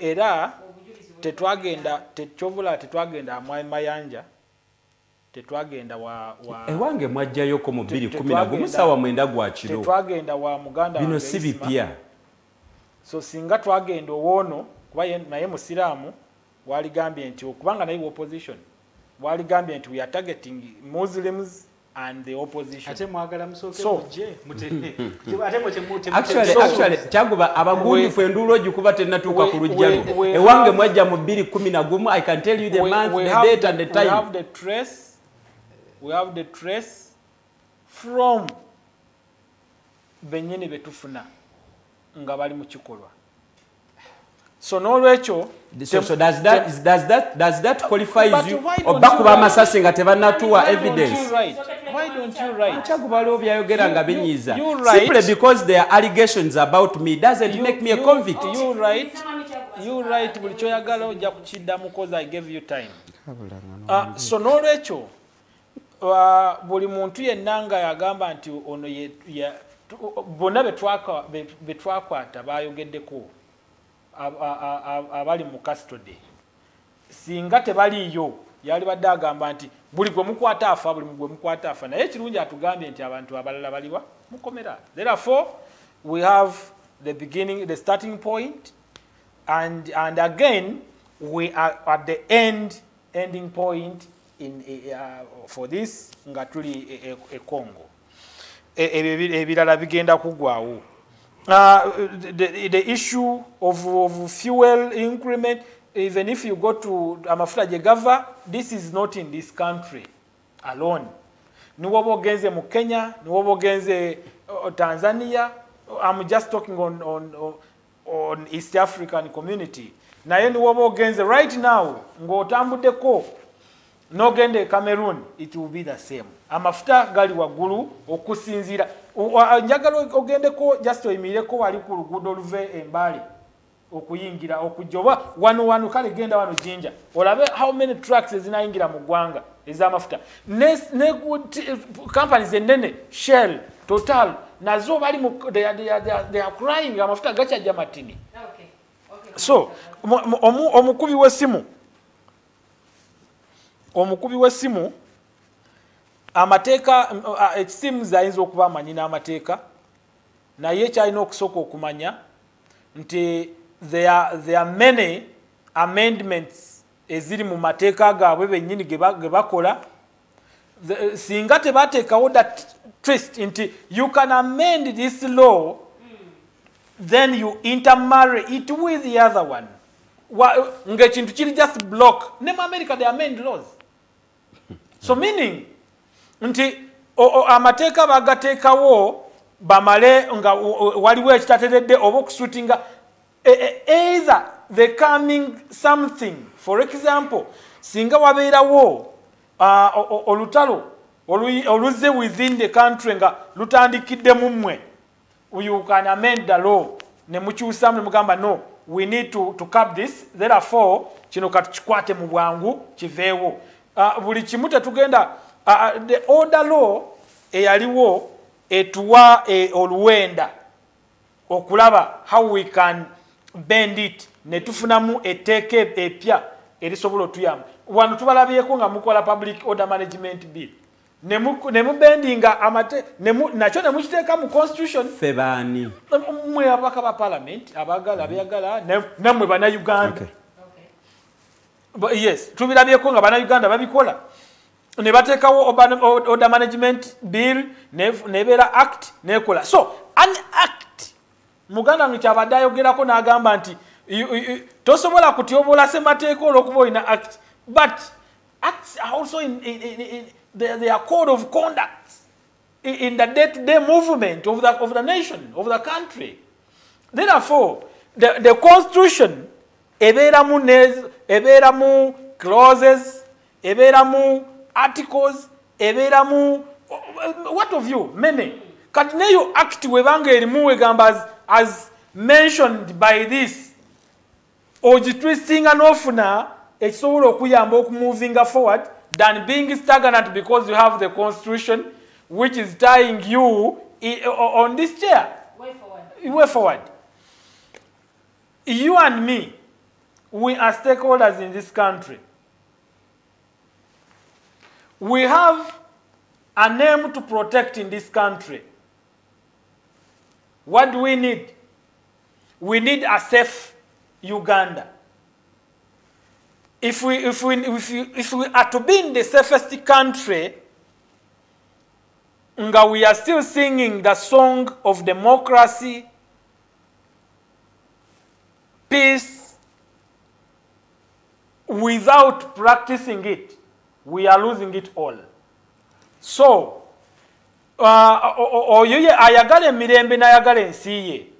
Amanye nti when we touch on a wound, tuli mu kuyamba ekiwundu ekyo kiwone, tuba tugenda kikunyigiriza kikulume naye nga kigenda kuwona obeere peaceful. So mutuleke bannayuganda nkibasabye n'omulundi omulala, leave us the loving Ugandans. Tuze mumwe emirembe mwe omugenda ogisanga nga mutudde mu ntebe waka. Bano baganda bange abalowooza nti for them bagenda kwogera ebisasamaza eggwanga buli omu alabe nti what the government is doing is wrong. You must ignore. I've used the word must because I'm saying it with authority. You must ignore such people abatabagaliza mwe moving forward. So, concentrate on your business, concentrate on your work, kola chosa no kola. If you are not a soldier, don't interfere yourself in the acts, in the work of soldiers. If you're a doctor, be a doctor. If you are a teacher, go and teach. If you are anything, do what you are supposed to do.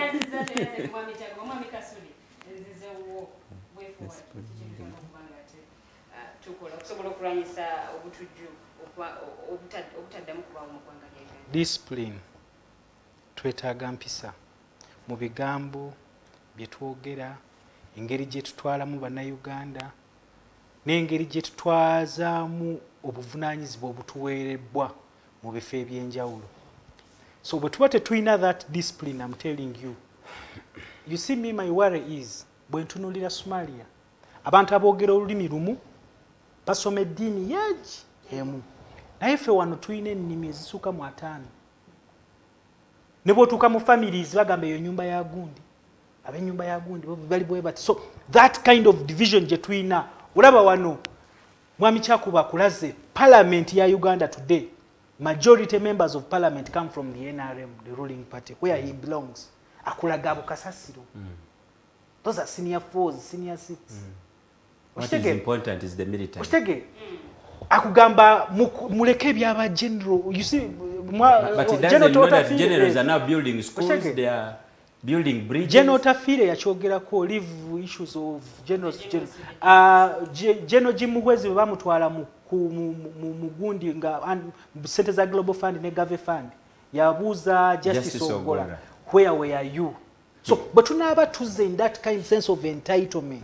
I'm telling you, that arrogance, tetwina gundi but tugenda okulwanyisa buno obutuju. You see, when President Obama was asked, but is it true that in Iraq the nuclear weapons were there? Yabagamba in politics, personal interest first. So kitegeeza America yaina interests zayo muki nono Kyakuba kyagezaako okutulaga. Mbubo kubanga akugambye wano n'okugamba he doesn't even respect the institution of the NRM. For him amanyi kintu kimu Mwami Museveni. Ate nze nange wano mzenga nkikugamba nkugamba ne Mwami Museveni yakiwandiika mu katabo ke The Problem of Africa. Mbu obuzibu bwaffe wano naffe bwe tulina yono mukulembeze atayagala kula kiko. Olaba n'obudde buno bwonna tubumala twogera ku muntu ogwo. Mwami Museveni ate he has created it ne mu parliament kati boogera ku Mwami Museveni bate boogedde ku ye boogera ku mukyala we boogera ku mukyala we boogera ku mutabani we ye mbeera kati jakoze eki kati buli kimu kyonna kyetoolooleza ku ye, which is very dangerous for our country. We cannot fight anything. We won't fight corruption, we cannot fight obutujju, tetusobola kulwanyisa ki ne malaria, we cannot fight it nga tulina that kind of tendency. So we first need corruption, we need disciplined leaders, we need disciplined people to take charge of this country. That's why actually we go back. Chovola banzikiriziganya ne bamayanja abali mu PFT. But I think this country we need to talk. There is a crisis, we need to talk. Oshege, ate dialogue si just dialogue okola chi okulaba nga a credible disciplined group takes charge of all this.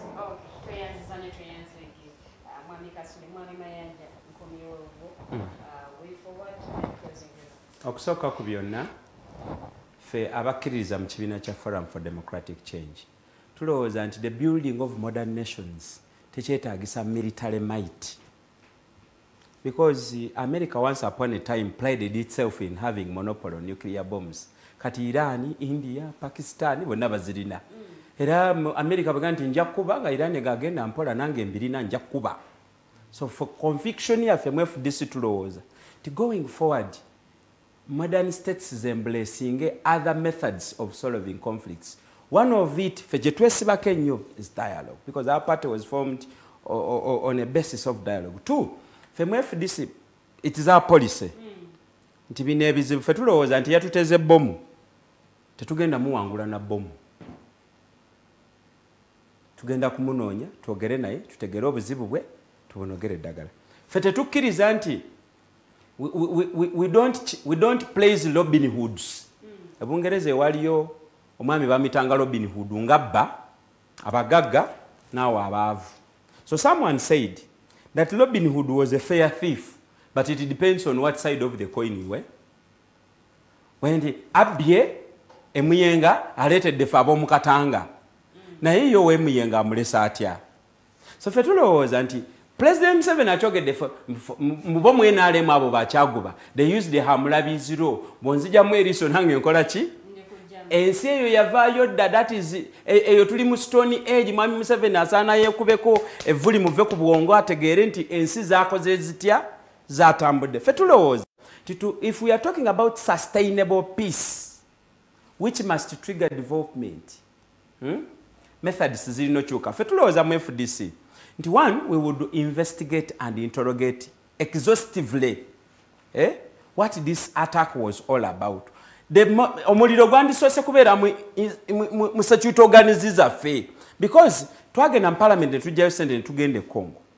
Owulira ne tuzimba bino, we professionalize the army. So how could someone infiltrate us najja n'akuba mu kibuga wakati ate n'akuba ku straight fortresses? Because when you attack CPS and Parliamentary Avenue oba okutte ku kibumba kya government, the real conversation would be now in security organs.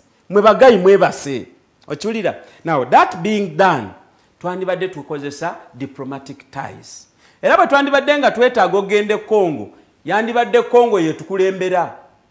Siffe kugenda kuwoleseza lyanyi abaganda baga nti omusajja tafu. No, abe Congo bawagidde.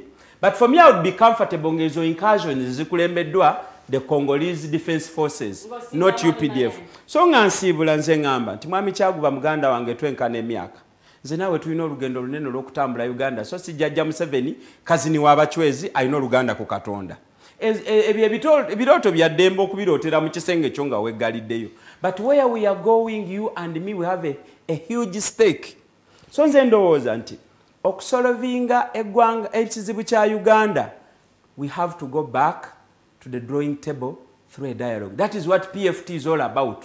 Golowooza mbutuze kuwakanya buli kintu naye naawe ekyo kyolina kyodefendinga gyolowooza nti you have an entitlement to Uganda nange nkirina.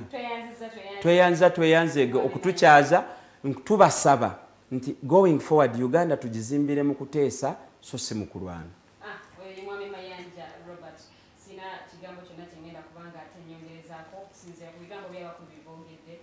Mwami Mayanja Robert abaddewo nnyo, Mwami Kasule Ismail abaddewo nnyo ate naye, n'Omwami Kyaguba Robert Katongole ate naye abaddewo nnyo. The voltage ebeera buli lwakutaano ssaawa ebeeremu eyakawungezi. Nzikiriza nsiibuleko Alex. Ez'ekiro njagala okwebaza mwena mwenna ababaddeko okuva nga bakubuza paka wano ate wetugenda okubanga tuwunzikira. Era nga comments sigenda kubanga ate nsoma nyingi naye njagala kwebaza abantu ababaddeko. Omwami Mutale Farouk Paulinho, Tribe Pro agambye Honorable Ismail Kasule, they are representing Bunyoro, Katabara Dorin naye kwali, Magara Brian agambye ali live okuva Emasindi, Mwami Magara Emasindi ate batulabire. Ndagala okwebaza n'abantu abalala mwenna abakomentinze mwebale nnyo mwebale ddala komenti ezimu zisobodde kubanga ate nzisoma waddeko muganda Alex Kawes mukyala Farida kwali omwami Jeremiah Mchibi kwali omwami Jasmo wanaye omulabe kwali atwemerereko Alex kwali tumusiime katu kwali nnyo ate naye alaba wano ngenda okubanga ate nsiibulira Alex Kawesa webale nnyo kubanga ate olaba programu yaffe ey'olwaleero njagala okubanga ate mbeebaza era nga mbategeeza nti olunaku olweta snaptok radio zigenda kuba 12 paka saa 4 akawungeezi ate ku sande programu eriiso ly'omukulu zigenda kuba ssaawa 11 ez'akawungeezi mpaka ssaawa 12 nse omumbejja luwedde Lilian kambagaliza okubeera obulungi mulala.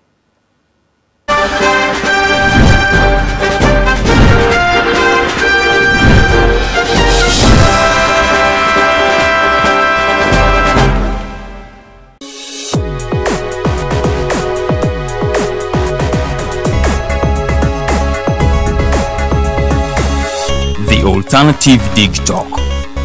Real issues, real talk.